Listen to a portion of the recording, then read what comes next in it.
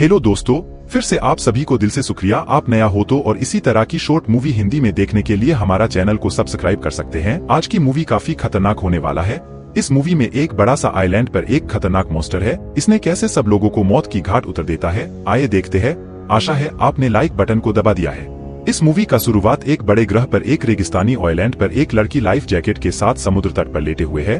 उस महिला का नाम जेन है। वह बेहोश थी और जब उसे होश आया तो उसने देखा कि उसका दोस्त ब्रैड बेहोश है। जेन घबराकर मदद के लिए चिल्लाती है, लेकिन कोई प्रतिक्रिया नहीं होती है।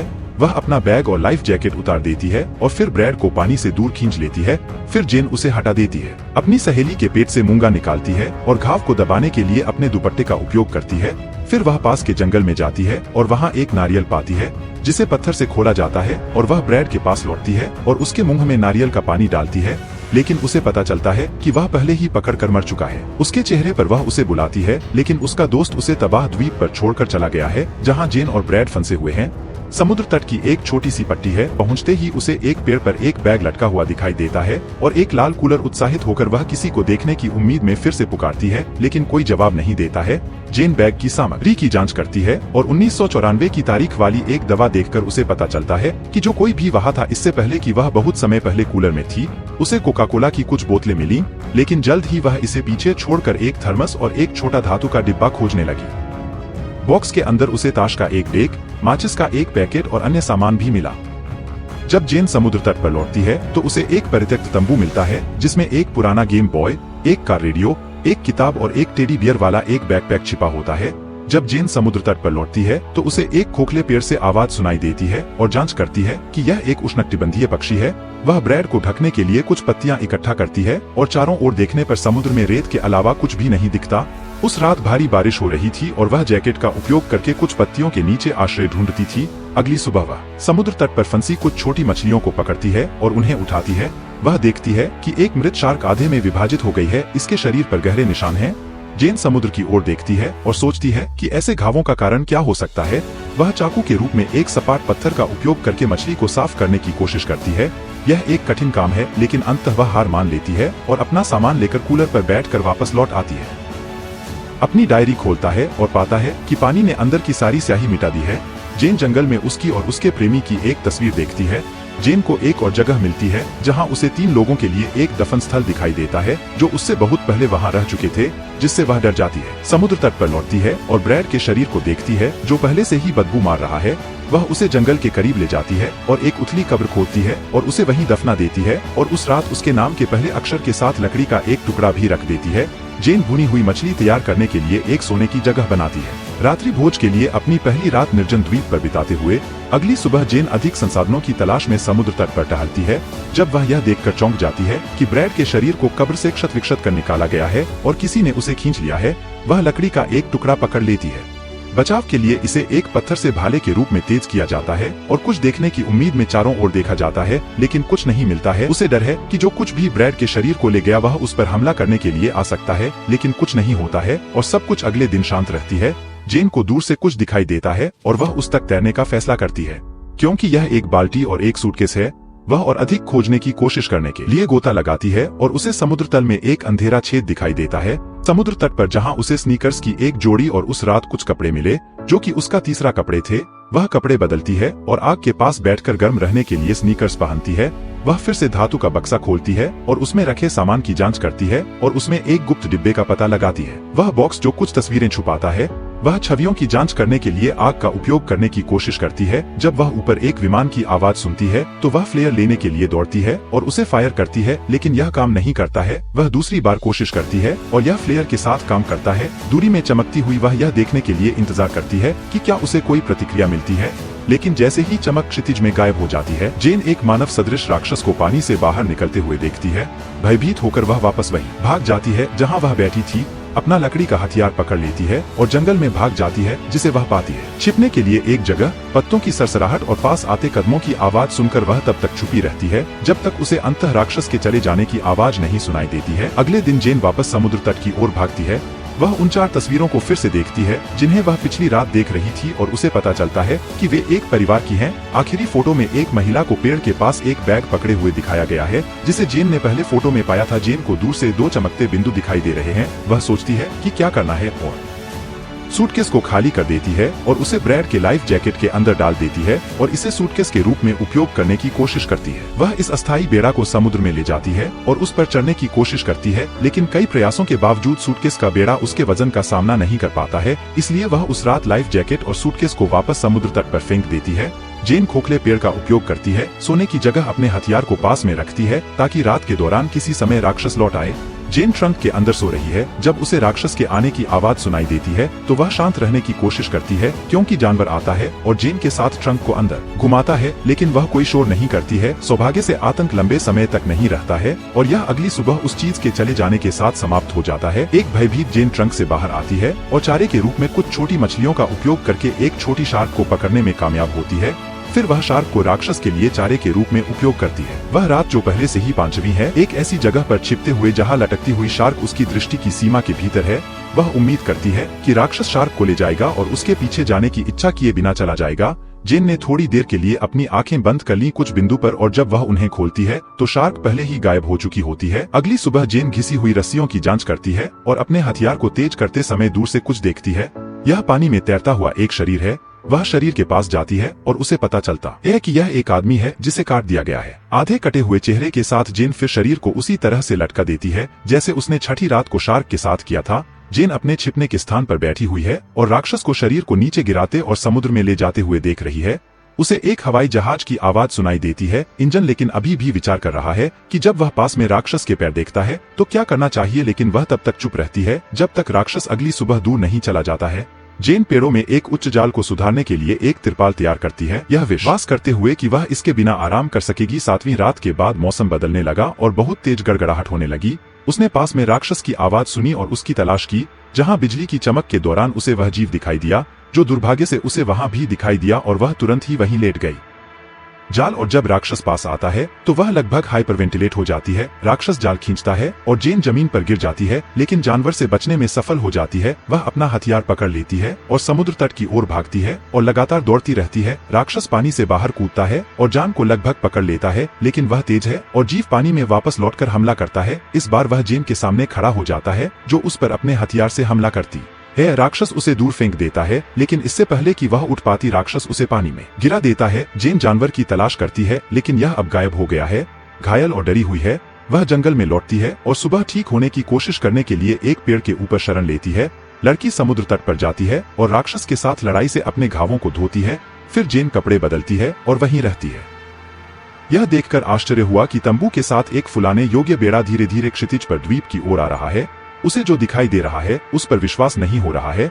वह बेड़ा की ओर तैरती है और जब वे समुद्र तट पर पहुंचते हैं तो उन्हें जहाज के मलबे से 2 अन्य जीवित बचे लोग, उनके प्रेमी लुकास ग्रिफिन और उनके दोस्त एम रीड मिलते हैं। अपनी किस्मत पर शायद ही विश्वास करती है और तुरंत खुद को अपने प्रेमी की बाहों में डाल देती है। लुकास उसे यह कहते हुए आश्वस्त करता है कि अब सब कुछ ठीक हो जाएगा। थोड़ी देर बाद लड़की लुकास और मिया के लिए नाश्ता तैयार करती है और उन्हें 20 साल पुराने सोडा से प्रसन्न करती है जिसकी वे सुंदरता की प्रशंसा करते हैं। द्वीप लेकिन जेन पानी के नीचे छिपे खतरे के बारे में चेतावनी देता है। लुकास लड़की को शांत होने के लिए कहता है और प्यार से उसे प्रिय कहता है। वह अपने दोस्तों को समुद्री राक्षस और समुद्र तल में ब्लैक होल के बारे में बताती है, जहां यह अपने पीड़ितों को अपने सबसे करीबी लोगों को देखकर खींचता है। विश्वास न करें, जेन जैच के बारे में बात करती है जिसके क्षतविक्षत शरीर को राक्षस ने खा लिया था।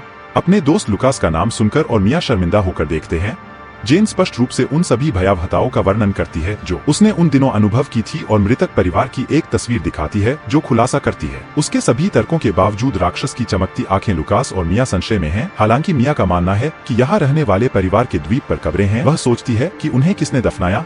उन्होंने सुझाव दिया कि जेन शांत हो जाए और ब्रैड या किसी और के आने का इंतजार करे। सभी धाराओं के बाद किनारा सभी को इस द्वीप पर ले जाता है। जेन मिया को बताती है कि ब्रैड जो उसका प्रेमी था जहाज की तबाही में बच नहीं पाया और राक्षस ने उसके शरीर को पानी के अंदर खींच लिया। मिया अपने दोस्तों से दूर चली गई और कुछ समय बाद अपने नुकसान को समझने की कोशिश कर रही थी। दोस्त समुद्र तट पर अकेले हैं। मिया पानी की शांत सतह को एकटक देखती रहती है और अपनी दोस्त को बताती है कि विशाल समुद्र के बीच में आकर वह कितनी डरी हुई थी।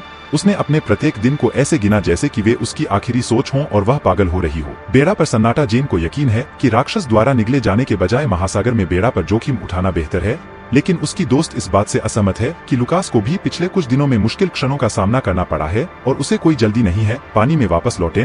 हालांकि जेन रात होने से पहले द्वीप छोड़ने का इरादा रखती है। वह पश्चिम की ओर जाने का सुझाव देती है क्योंकि यह वह दिशा है जहां से विमान उड़ते हैं। इसलिए हो सकता है कि वहाँ लोग रहते हों। जेन के लौटने के सप्ताह के लिए अकेले भोजन इकट्ठा करने के बाद उसके दोस्त जो दृश्य में अजीब तरह से लड़खड़ा रहे थे, उन्होंने उसे सूचित किया कि वे फिर से तैरने के लिए बहुत थक गए हैं। वे सोचते हैं कि द्वीप पर रहने वाला कोई भी डरावना राक्षस खुले समुद्र में नाव पर तैरने से ज्यादा खतरनाक नहीं होना चाहिए। वह अपने दोस्तों को लाइफ बोट में चढ़ने और रात होने से पहले भागने के लिए मनाने की कोशिश करती है, लेकिन लुकास उस पर भड़क जाता है और अपने करीबी दोस्तों के समर्थन के बिना जाने से इनकार कर देता है। पानी में तैरने के लिए जाती है। वह अपने प्रेमी और मिया के गार्ड को कम करने के लिए इंतजार करने के बाद एक चालाक योजना तैयार करती है। जेन तैयार आपूर्ति को एक कंटेनर में रखती है और फिर उन दोनों के बिना भागने का साहसी प्रयास करते हुए पानी में फुलाने योग्य बेड़ा लॉन्च करती है। उनमें से जोड़े को इस बात का एहसास होता है और वे लड़की का पीछा करना शुरू कर देते हैं। जेन उनसे दूर जाने की कोशिश करती है और मिया को अपने पैरों से कई बार धक्का देती है। अंततः लुकास अपनी प्रेमिका को नाव से बाहर फेंकने में सफल हो जाता है और मिया उसके सिर पर वार करके उसे स्थिर कर देती है, अन्यथा जेन होश में आ जाती है। जब अंधेरा हो जाता है तो उसे भागने की दोबारा कोशिश करने से रोकने के लिए उसे एक पेड़ से बांध दिया जाता है। मिया बताती है कि द्वीप सुरक्षित है और अंधेरा होने के बाद से उन्हें कोई राक्षस नहीं मिला है। मिया अपने दोस्त को अयस्क से मारने के लिए माफी मांगती है, लेकिन जेन नहीं पाती है। वह कुछ भी सुनना नहीं चाहती है और रिहा होने के लिए कहती है। मिया अभी भी समुद्री राक्षस के बारे में अपने दोस्त की कहानियों पर विश्वास करने से इनकार करती है, क्योंकि जेन अक्सर उसके करीबी लोगों को धोखा देती है और जंगल के माध्यम से एक चक्कर लगाने के बाद बहुत पहले उनका विश्वास खो देती है। लुकास उन लड़कियों में शामिल हो जाता है जिन्हें वह आश्वस्त करता है कि उसे वहाँ कोई राक्षस नहीं मिला, लेकिन जेन परेशान है और एक बार फिर कहती है कि राक्षस पानी में दिखाई देता है, जंगल में नहीं। मिया ने जोड़े को अकेला छोड़ने का फैसला किया और समुद्र तट पर टहलने चली गई। वह कटिफ्टे लोगों को देखकर भयभीत हो गई। रेत में एक मछली के अवशेष लुकास और जेन के बीच एक वार्तालाप होता है, जिसमें लड़का पहले अपनी प्रेमिका को सांत्वना देने की कोशिश करता है और फिर उसके बारे में वह सब कुछ कहने का फैसला करता है जो वह उसके बारे में सोचता है। जब वह अपने सबसे अच्छे दोस्तों के साथ नौका पर मस्ती कर रहा था, जेन खुश नहीं थी। वह सोचता है कि लड़की उसके लिए दुख के अलावा कुछ नहीं लाती है और सब कुछ बर्बाद करना चाहती है। फिर से सुरक्षित द्वीप छोड़ने का फैसला करती है। जेन एक लड़के को यकीन है कि भले ही वह उसकी मदद के बिना अकेले द्वीप छोड़ने में सफल हो जाती है, लेकिन वह सभी के लिए असहाय और बेकार हो जाएगी। लुकास फिर जेन को डांटता है कि वह उसे बिना भोजन और बिना किसी आशा के छोड़कर द्वीप से भाग जाना चाहता है। बचाव के बारे में लड़की बताती है कि द्वीप पर बहुत सारा भोजन है और डरने वाला एकमात्र व्यक्ति वह रक्तपिपासु राक्षस है। लुकास के सभी अपमानों को सुनने के बाद जेन ने उससे यह पता लगाने का फैसला किया कि जवाब देने से पहले बेड़ा पर जैज के साथ वास्तव में क्या हुआ था। असुविधाजनक सवाल मिया की एक हताश चीख उभरती है जिस पर राक्षस ने हमला किया था। लुकास एक मशाल लेता है और लड़की को बचाने के लिए दौड़ता है और जेनाई को पेड़ पर छोड़ देता है। जब वह घटनास्थल पर पहुंचता है तो आदमी को समुद्री राक्षस मिलता है जिसने पहले से ही मिया लुकास को निगलना शुरू कर दिया है। राक्षस के पास जलती हुई मशाल है, लेकिन वह आसानी से प्रतिद्वंद्वी को दूर धकेल देती है। जेन मुश्किल से खुद को बंधनों से मुक्त कर पाती है और अपने दोस्तों की मदद करने के लिए दौड़ती है, लेकिन तब तक बहुत देर हो चुकी है। राक्षस मिया को पकड़ लेता है और उसे पानी के नीचे खींच लेता है। लुकास भयभीत होकर देखता है, लेकिन कुछ नहीं कर पाता। मदद करें जब जेन आती है तो वह हैरान लुकास को पकड़ लेती है और उसे जंगल की गहराई में ले जाती है, जहाँ वे रात बिताते हैं। द्वीप पर पहले से ही 9वां दिन है। लुकास पेड़ से नीचे आने में झिझकता है क्योंकि उसे डर है कि राक्षस नीचे उनका इंतजार कर रहा होगा। लड़की लड़के को आश्वस्त करती है कि समुद्री राक्षस दिन के दौरान तट पर कभी नहीं दिखाई दिया। लड़का पिछली रात की घटनाओं से जूझ रहा है और लुकास को उसके दुखद विचारों से विचलित करने के लिए मिया के लापता होने के लिए खुद को दोषी मानता है। लड़की भाले से कुछ मछलियां पकड़ती है और अपनी आखिरी मछलियां खाना पकाने में बिताती है और सभी आवश्यक वस्तुओं को इकट्ठा करने के लिए जाने से पहले शिविर में एक बार और चलने का फैसला करती है। फिर वह समाप्त हो चुकी गोली के कंटेनर को फिर से उठाती है। अंततः वह और लुकास अपना सामान बेड़ा पर लादते हैं और अंदर जाने पर उसे पानी में छोड़ देते हैं। जेन को पता चलता है कि अंदर सब कुछ एक लाल तरल पदार्थ से भर गया है, संभवतः जैज का खून। लड़की अपने प्रेमी को आशंकित रूप से देखती है, लेकिन सच्चाई को उजागर करने में झिझकते हुए वह व्यक्ति तट से दूर चला जाता है और वे पश्चिम की ओर बढ़ना शुरू कर देते हैं, जहां से गुजरने वाले विमानों द्वारा उनका पता लगाया जा सकता है। लेकिन तभी लुकास ने पानी के नीचे कुछ हिलते हुए देखा। कुछ ही क्षण बाद समुद्री राक्षस कूद जाता है और उन पर हमला कर देता है। लुकास और जेन ने खुद को बेड़ा के अंदर रोक लिया, लेकिन राक्षस हर तरफ से हमला करना जारी रखता है। वे बहुत डरे हुए हैं क्योंकि वे आश्वस्त थे कि राक्षस केवल रात में दिखाई देता है। समुद्री राक्षस बेड़ा के निचले हिस्से को तोड़ देता है और जेन को पकड़ने की कोशिश करता है, लेकिन वह उसे अपने पैरों से दूर धकेल देती है। लुकास कई बार गोली मारता है। पानी बेड़ा के नीचे छेद के माध्यम से आने लगता है। थोड़ी देर की शांति होती है, जिसके बाद समुद्री राक्षस जेन को दिन के उजाले में पानी के नीचे खींच लेता है। जीव एक विशालकाय की तरह दिखता है, एक शार्क और एक ह्यूमनॉइड का मिश्रण। जेन को धीरे धीरे समुद्र तल पर एक ब्लैक होल की ओर खींचता है, लेकिन लड़की अपने आतंक पर काबू पा लेती है। पॉकेट चाकू को याद करती है जेन उससे राक्षस को घायल करती है और वह उसके बहते काले तरल पदार्थ से दूर तैरती है। अचानक सी मॉन्स्टर का ध्यान जाता है लुकास की ओर आकर्षित, जो अपनी प्रेमिका को बचाने के लिए पानी में मर जाता है। राक्षस तेजी से तैरकर उस लड़के के पास आता है और उसे पकड़ लेता है। लुकास अपने भाले से अपना बचाव करने की कोशिश करता है, लेकिन राक्षस उसे ब्लैक होल में खींच लेता है। शक्तिहीन जेन उसकी मदद करने के लिए कुछ नहीं कर पाती है। वह बाहर निकल आती है, पानी और निराशा में चिल्लाती है।